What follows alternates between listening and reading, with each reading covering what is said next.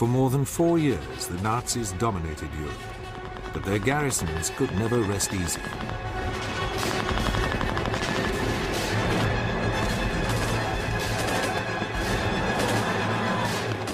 For there was always the threat of assault by elite Allied troops, the Paras and Commandos, specially formed to take the fight back to Nazi-occupied countries. Their raids so infuriated Hitler that he ordered that any commandos taken prisoner must be executed immediately.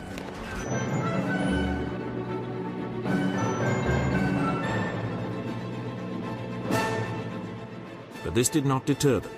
The attacks went on.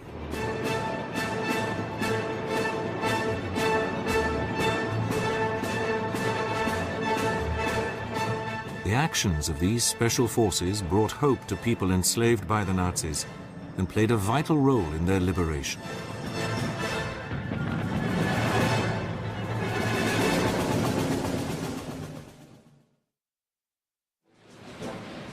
On the 3rd of June 1940, during the final stages of the evacuation of the British Army from Dunkirk, Prime Minister Winston Churchill wrote a memorandum to the Chiefs of Staff. He complained of the wholly defensive attitude that had marked the campaign in France and demanded the formation of raiding forces to attack the coasts of German-occupied Europe.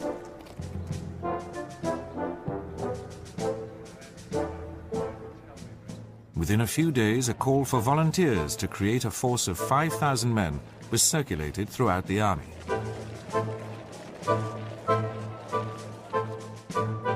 They were given the name Commandos, after the highly mobile Boer columns, which had fought the British for 3 years in South Africa at the beginning of the century.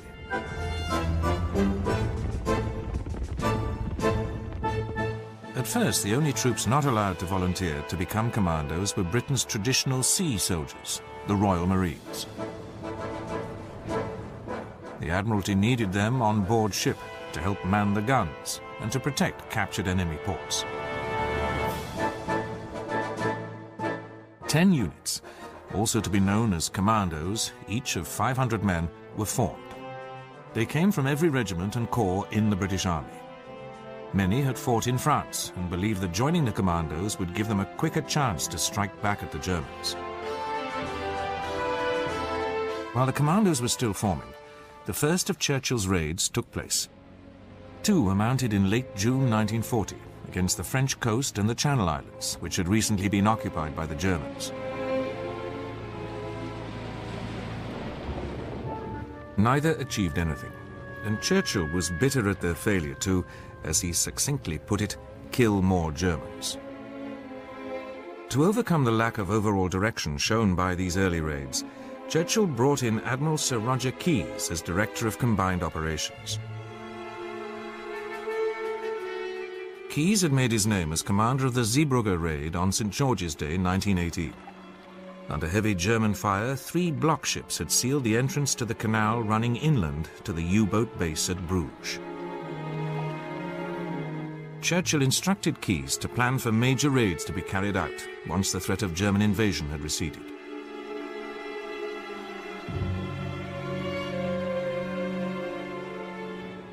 Keyes' staff learned swiftly from previous mistakes. Much greater target intelligence would be needed. Inter-service planning and cooperation must be improved. And above all, the new force must be given better landing capability so that it could strike anywhere along the coastline of continental Europe. In addition to demanding more landing craft, 3 cross-channel ferries were converted to carry and launch them.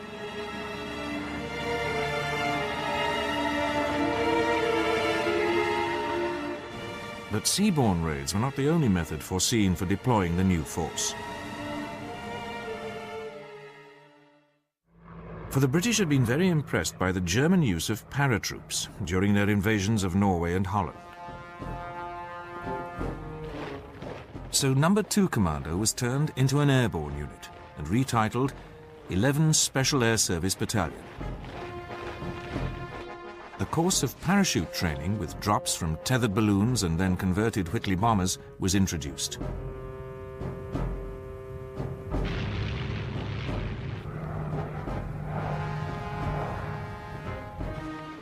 For all the new volunteers, the emphasis was not only on physical fitness and extreme endurance, but self-reliance and initiative.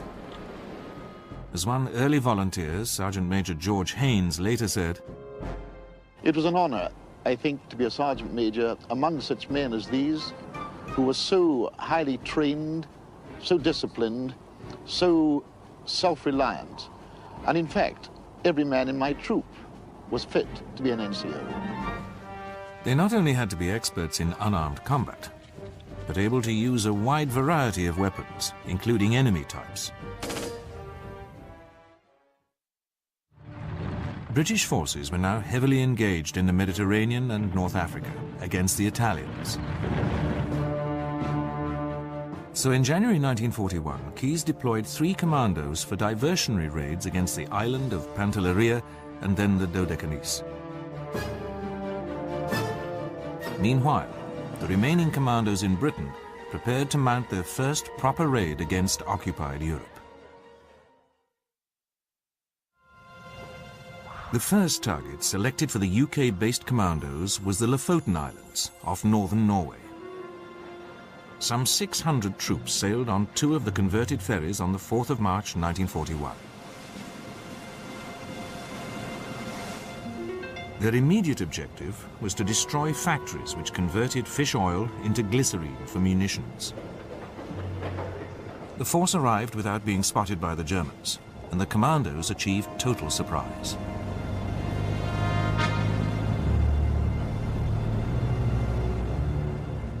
As their landing craft went in, they were greeted jubilantly by the local fishing fleet.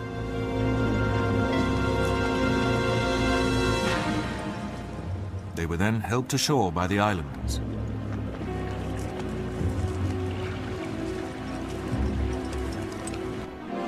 There was virtually no opposition from the German garrison, and the main ports were quickly seized. The fish oil factories and storage tanks were then destroyed.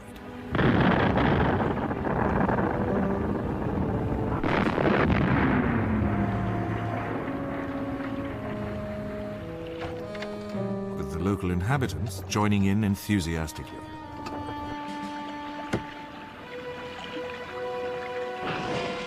The commandos then rounded up 60 Norwegian Nazi sympathizers. And these were taken off the islands, together with 225 German sailors and troops,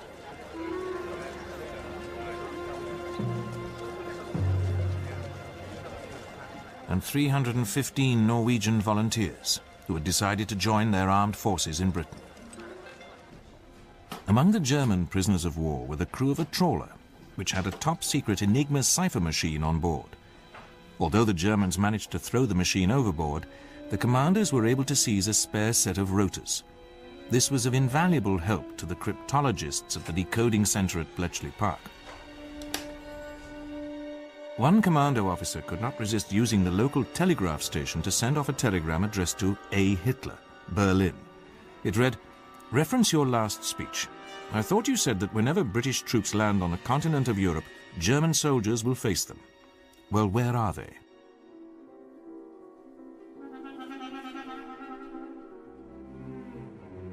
Hitler's answer was to garrison 250,000 troops in Norway, who could better have been used elsewhere.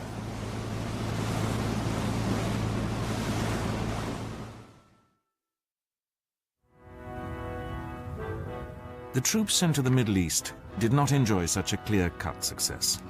Locally recruited Middle East commandos were used during the capture of the Italian colony of Eritrea, while the others, known as Lay Force, after their commander Colonel Bob Laycock, became involved in attempts to disrupt the Axis supply lines during Rommel's first offensive, which drove the British out of Libya in the spring of 1941.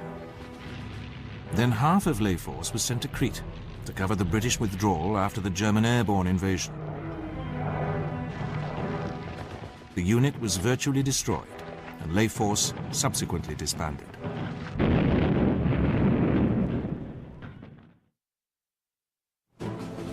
Despite this, fresh commandos and paras continued to be trained in Britain, But a further delay in their deployment occurred when in October 1941, Admiral Keyes resigned in protest at a decision that all future commando operations must be agreed with the Army High Command. Churchill replaced him as Chief of Combined Operations with Lord Louis Mountbatten, a cousin of King George VI, and a distinguished destroyer captain. Mountbatten was determined to keep up the pressure with further large-scale raids. To tie down the German garrison, it was decided to revisit Norway with an attack on the port of Vagsø, accompanied by a diversionary visit to the Lofotens.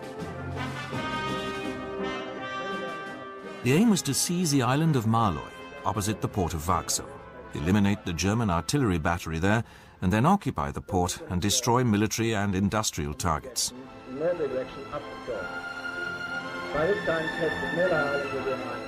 A force, including 2 landing ships carrying some 600 commandos, set sail from the Shetland Islands on the 26th of December 1941. They reached their objective the next morning, undetected, and the commandos began to man the landing craft.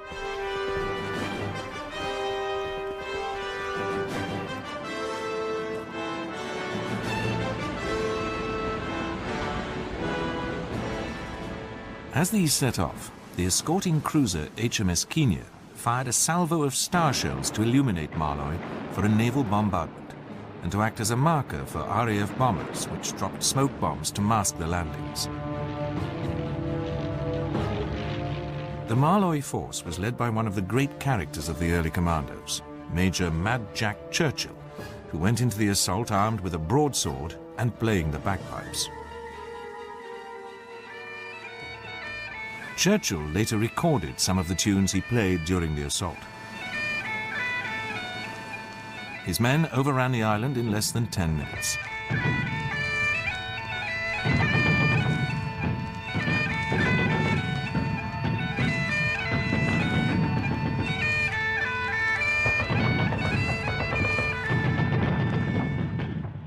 And, suitably overawed, the German garrison surrendered.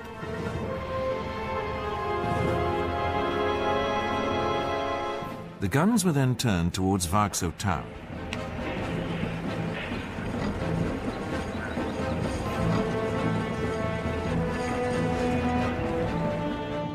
For across the water, the Germans were resisting fiercely, and bitter house-to-house fighting raged for most of the morning.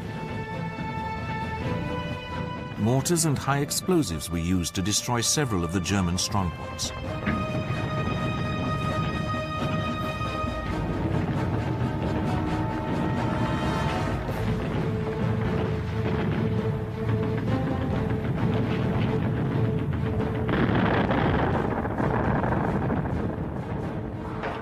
While the fighting continued in the town, 2 Royal Navy destroyers took troops to blow up a fish processing plant on the mainland, and then sank several German ships sheltering in the channel.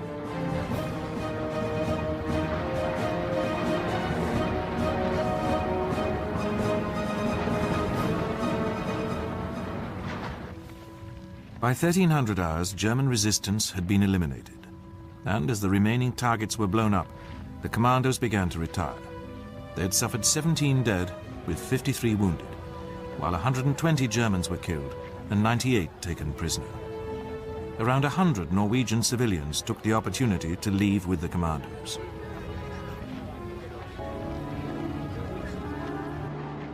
Operation Archery, as the Vagsø raid was codenamed, was a total success, both tactically and strategically. For the rest of the war, Hitler remained convinced that Norway would be invaded, and never allowed the garrison to be reduced.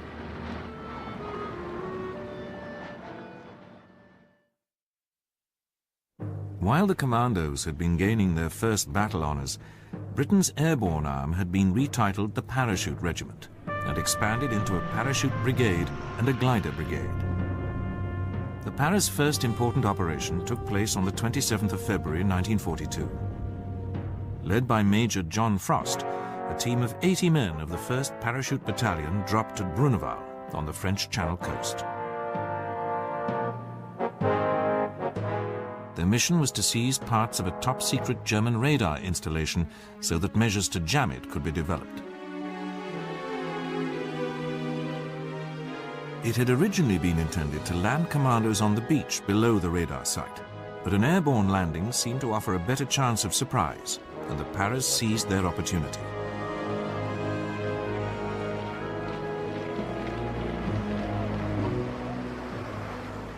The men were deployed in 12 converted Whitley bombers.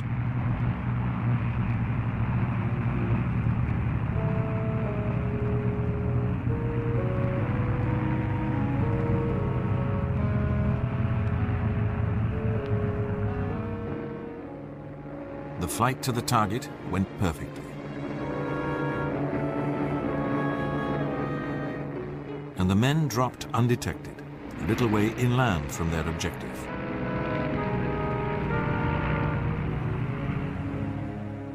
Almost total surprise was achieved, and the radar captured for long enough for vital parts to be removed for assessment back in Britain.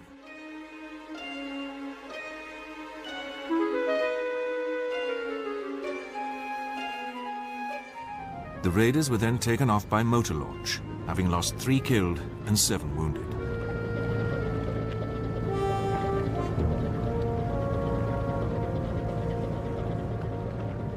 Among their most valuable booty was one of the German radar operators. The information obtained by the raid played a vital part in enabling RAF Bomber Command to penetrate the German aerial defenses. Two other significant developments occurred in February 1942. The first Royal Marine Commando was formed. And a Commando training centre was set up at Achnacarry, a country estate in the Scottish Highlands. For the remainder of the war, all commandos received their basic training there.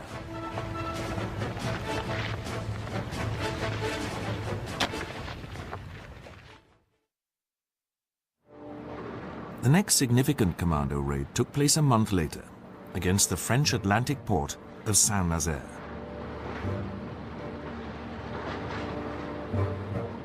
The aim was to destroy its dry dock, the only one on the Atlantic seaboard of occupied Europe large enough to repair major German surface warships. HMS Campbelltown, a World War I US destroyer which had been transferred to the Royal Navy, was converted to look like a German vessel. Packed with explosives and carrying some 100 commandos, she was to be rammed into the dock gates.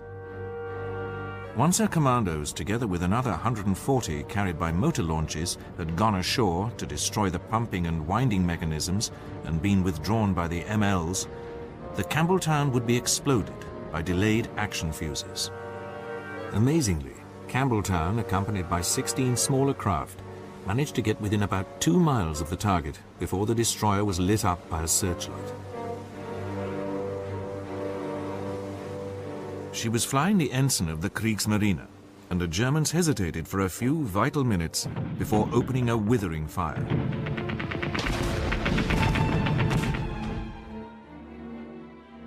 As Commando Captain Bob Montgomery later described, coming up the Loire in Campbelltown, the fire really was getting very heavy indeed. It seemed to be coming from all directions at once. And it wasn't very long before the coxswain on the wheel was killed, and another sailor took his place. He was killed almost immediately. I, thinking I was the only one there, stepped forward, took the wheel, not really knowing what I was going to do with it. Luckily, Tibbets from behind tapped me on the shoulder, took the wheel away from me before I could do any damage. Then the Kriegsmarine ensign was hauled down and replaced by the battle ensign of the Royal Navy.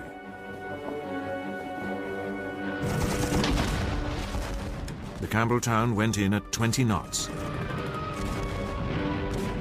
She struck the dock at 01:34 hours, just 4 minutes behind schedule. Her bow crumpled 36 feet in, lodging the hidden explosives firmly against the gate. Among the first commandos ashore was the second in command, Major Bill Copeland. Looking at her, it looked as though every gun in the world was firing shot of one sort or another into her poor battered sides in the glare of what seemed to be about 6 searchlights.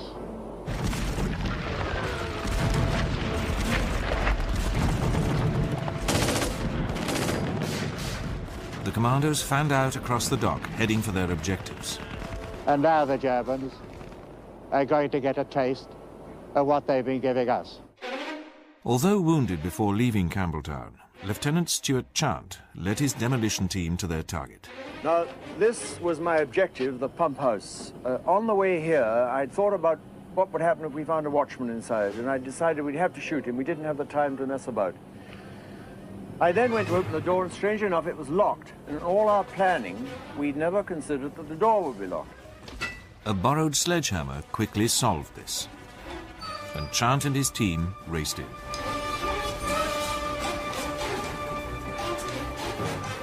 I'd a lot of confidence in my chaps. They followed me without a word, each clinging to each other's rucksack. And we walked away pretty smartly down these stairs. Don't forget, it was practically completely dark and got darker as we went on. Nobody said anything.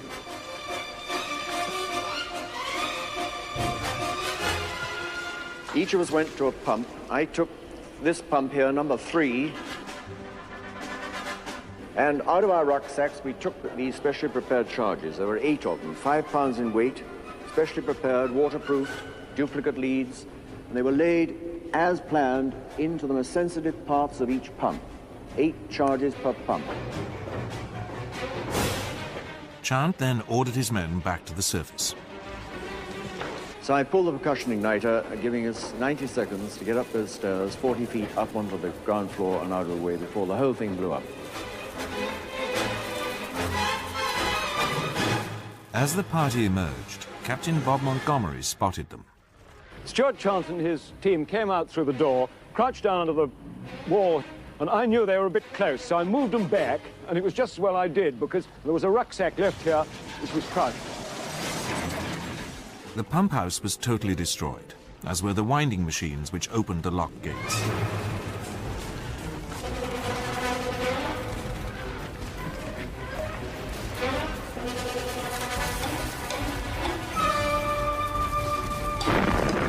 It was now time for the commandos to withdraw to the motor launches, but it soon became obvious that this would not be possible.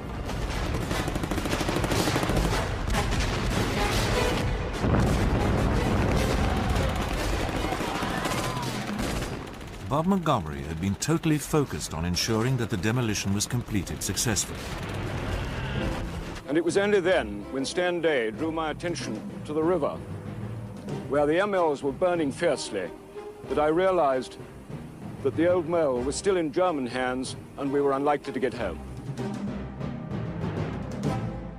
Faced with this, Colonel Charles Newman, the landing force commander, instructed his men to fight their way out. So began what the commandos later called the Saint-Nazaire steeplechase.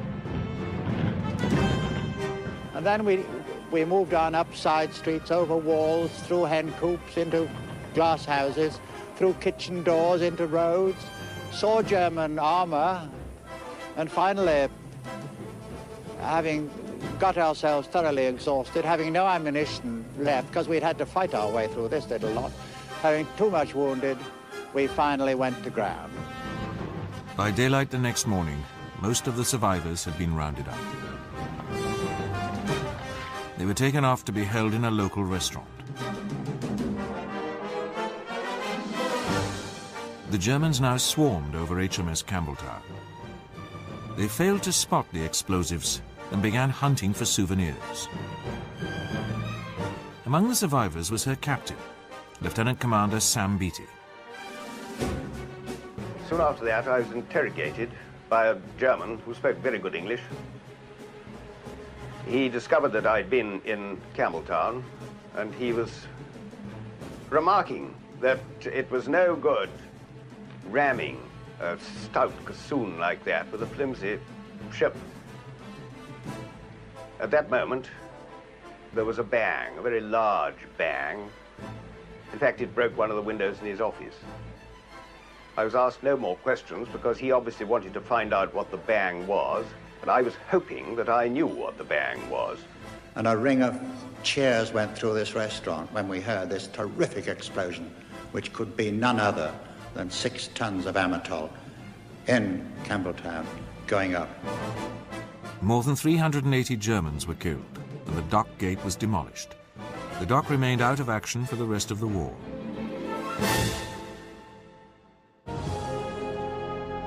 For the Commandos, Operation Chariot, the raid on Saint-Nazaire, became known as the greatest raid of all.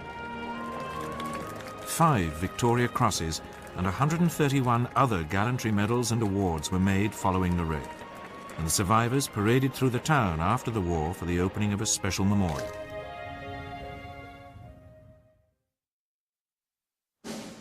In August 1942, Mountbatten mounted another major raid, this time to test the German defenses at the French Channel port of Dieppe. The main landings were carried out by the 2nd Canadian Infantry Division. They were a disaster, with few men actually getting off the beaches and into the town itself.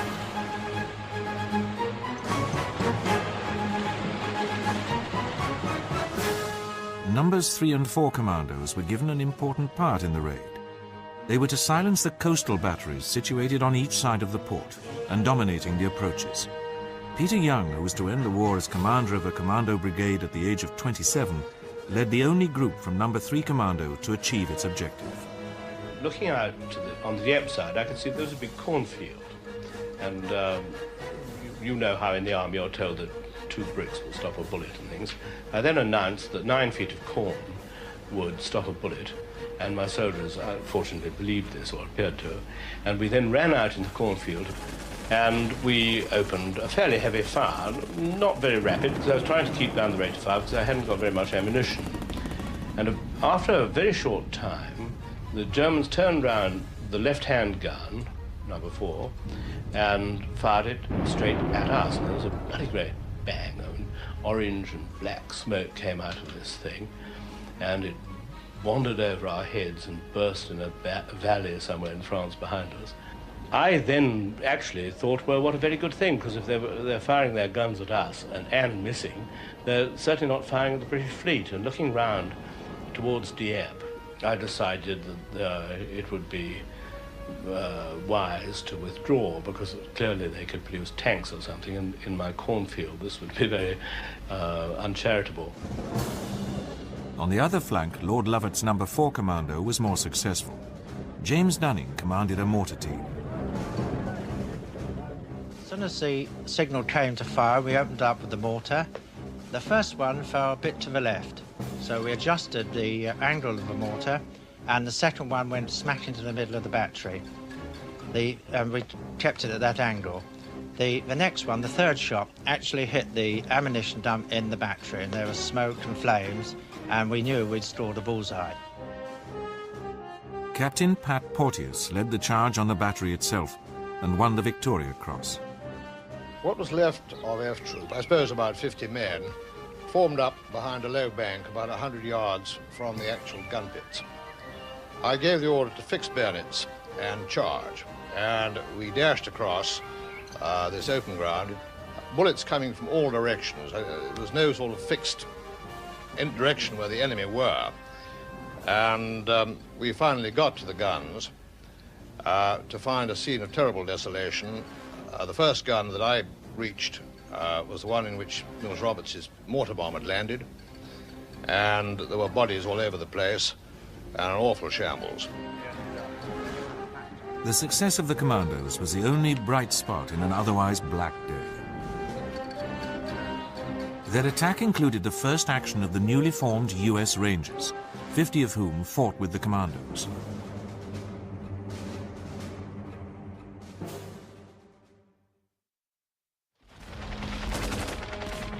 Alongside the major raids, the Commandos continued with pin-prick attacks on the coasts of occupied Western Europe. During one of these on the Channel Islands in early October 1942, German troops were tied up to prevent them from escaping. This enraged Hitler, who issued his notorious Commando order. Any commandos captured, whether in uniform or not, were to be summarily executed. The first victims of this were glider-borne engineers sent to attack the Norsk Hydro heavy water plant at Vemork, Norway, on the 19th of November 1942. The heavy water was vital to Germany's development of an atomic bomb, but the two gliders and their bomber tugs both crashed. 14 men, 6 of them badly injured, survived one of the crashes.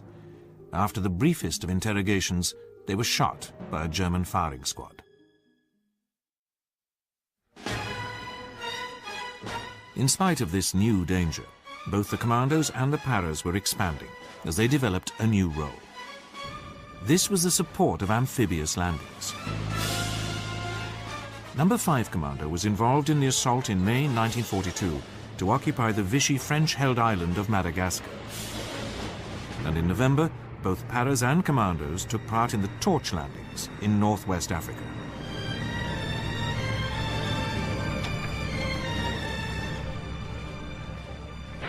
It was during the subsequent Tunisian campaign that the aggressive patrolling of the Paras led the Germans to call them the Red Devils, after the color of their berets.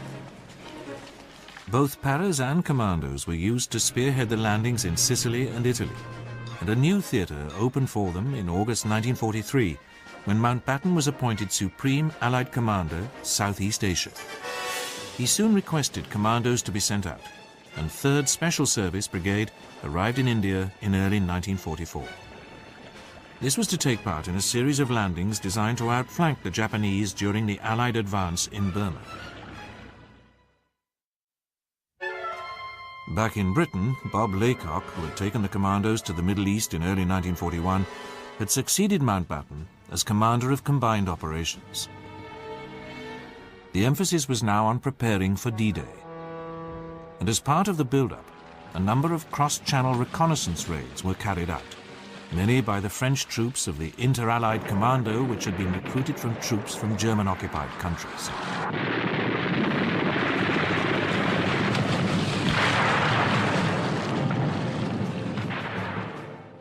The plan for D-Day itself was for the 6th Airborne Division to be dropped on the left flank of the landing area, while the American 82nd and 101st Airborne secured the right flank. The 2 Commando brigades would land on the British beaches, with the majority concentrating on Sword, so as to link up with the Paras. Not until they were in their sealed camps were the Paras and Commandos briefed on their detailed objectives. And on the evening of the 5th of June, the Paras climbed into their transports and gliders. BBC reporter Richard Dimbleby was with them. Taking off from here loaded with parachutists, and taking with it perhaps the hopes and the fears and the prayers of millions of people in this country who sleep tonight not knowing that this mighty operation is taking place. There she goes now, the first aircraft leading the attack on Europe. The vast air armada crossed the French coast. Soon the green lights came on, and the first Paras began to drop. D-Day had begun.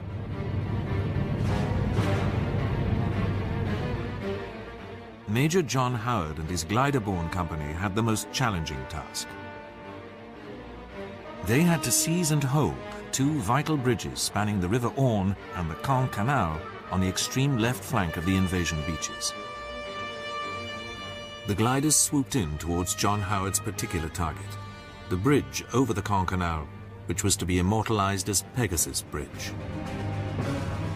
Say you're sitting facing one another, you link arms, you do a butcher's grip like that, you lift your legs, you just pray to God. And before we almost had time to do that, there was the first thump of the landing. I stepped out of that glider, I looked up, and 50 yards away from me was the tower of that bridge. And not only that, but the nose of the glider was right through the wire defences round the enemy post, where I'd asked the glider, not thinking of glider pilots, not thinking for one moment they'd be able to do it, number 1 glider must go through that wire. The German defenders were totally surprised and quickly overwhelmed. But now came the task of holding Pegasus Bridge, and that over the River Orne, until the Commandos could relieve them. The Paras dug in.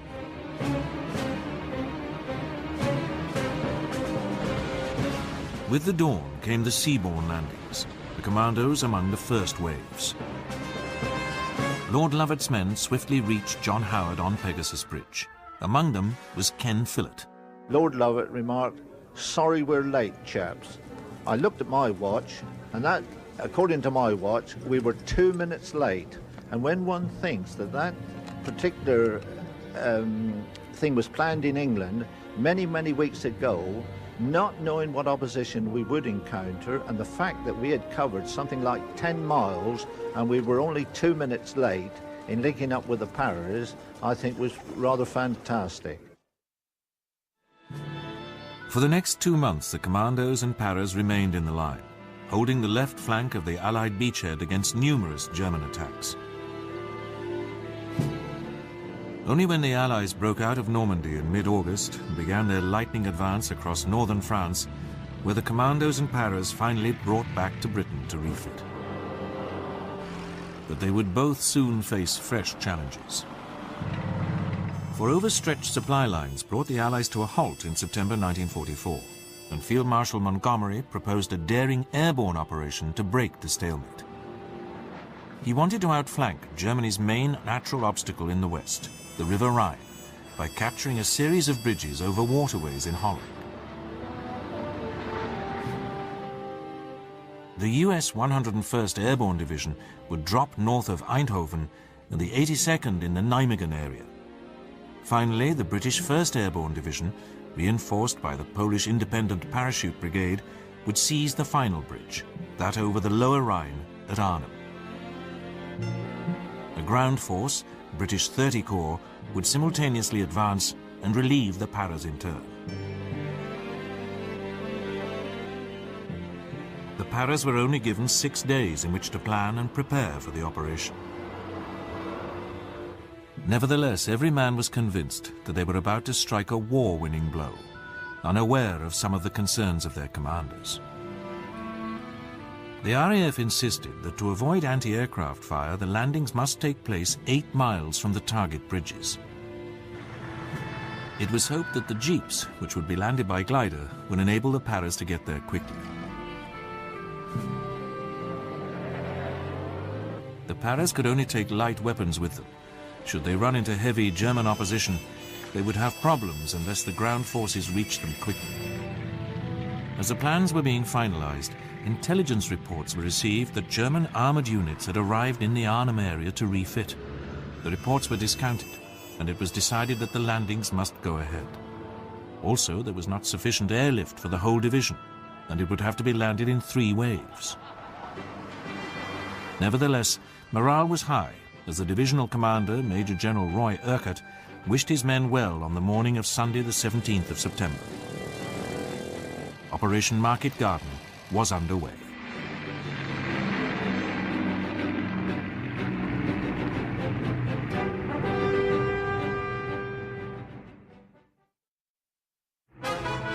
The advance troops of the British 6th Airborne Division landed some 8 miles north of Arnhem during the early afternoon.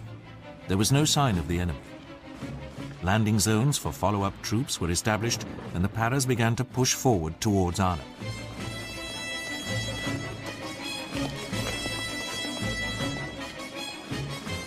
But they were delayed by enthusiastic Dutch civilians and by the destruction of many of the gliders containing their jeeps. The intelligence reports proved correct. 2 SS Panzer divisions were refitting in the area, and they reacted quickly. The Paras were soon forced onto the defensive.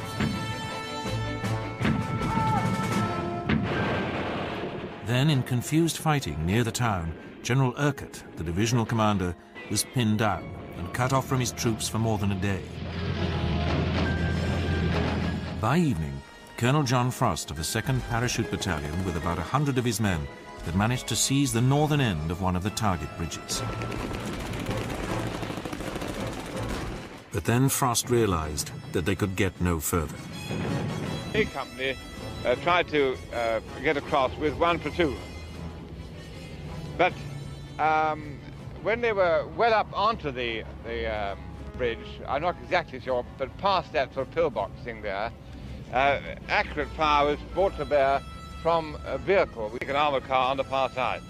Well, you're terribly vulnerable, as you know, on a bridge like that, and the bullets rattling down the road, and they have very heavy casualties almost straight away. Further attempts to seize the bridge were fruitless, and Frost and his men dug in.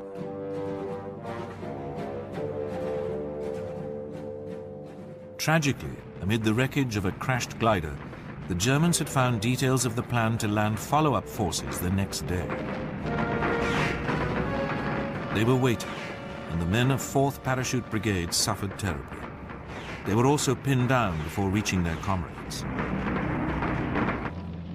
The men at Arnhem now depended on the ground advance, which had already relieved the US paratroops at Eindhoven.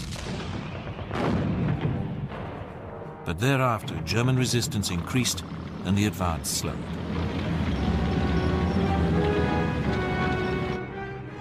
Because of fog, it was not until day 4 of Operation Market Garden that the Polish Parachute Brigade was able to drop at Arnhem to reinforce the British Paras. Unfortunately, they were landed on the wrong side of the Lower Rhine, and only a few were able to get across to Arnhem itself. The British Paras were suffering increasing casualties as the German pressure grew. Many of the supplies needed to sustain them fell into German hands. Supply aircraft were shot down in increasing numbers, but still the British and Polish Paras fought on. The ground advance eventually reached the Lower Rhine, but by then the Paras at Arnhem were on their last legs. They were ordered to break out, but only some 2,000 of the 10,000 men who dropped at Arnhem were able to do so. The remainder were dead or had been forced to surrender.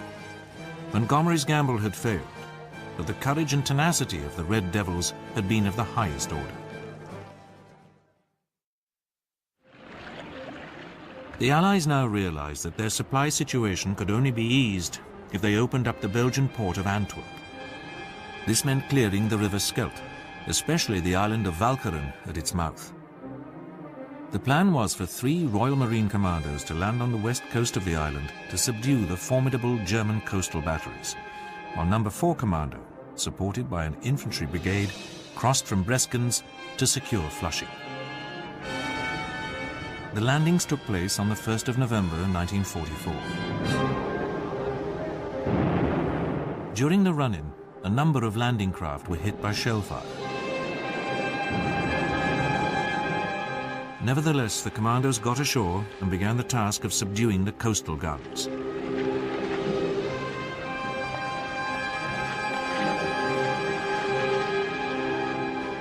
Meanwhile, No. 4 Commando was fighting its way through Flushing. The German resistance was intense, and every street had to be cleared in savage hand-to-hand fighting. It was 10 days before the German commander finally surrendered.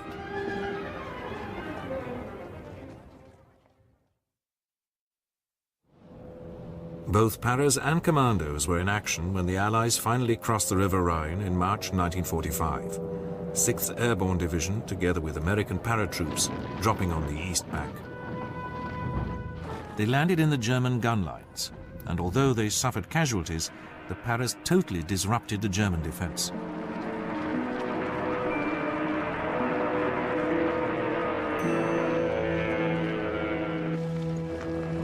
In contrast to Arnhem, the ground forces, led by the Commandos, quickly linked up with the Paras. Thereafter, they took part in the final advance through Germany.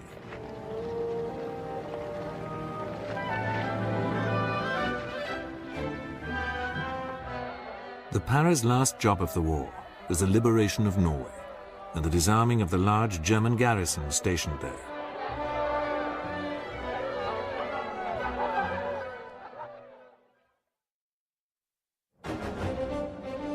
Both the Red Berets of the Parachute Regiment and the Green Berets of the Commandos fulfilled Churchill's wish in summer 1940 for lightly equipped mobile forces to act like packs of hounds. They displayed courage and resilience in every theater of World War II.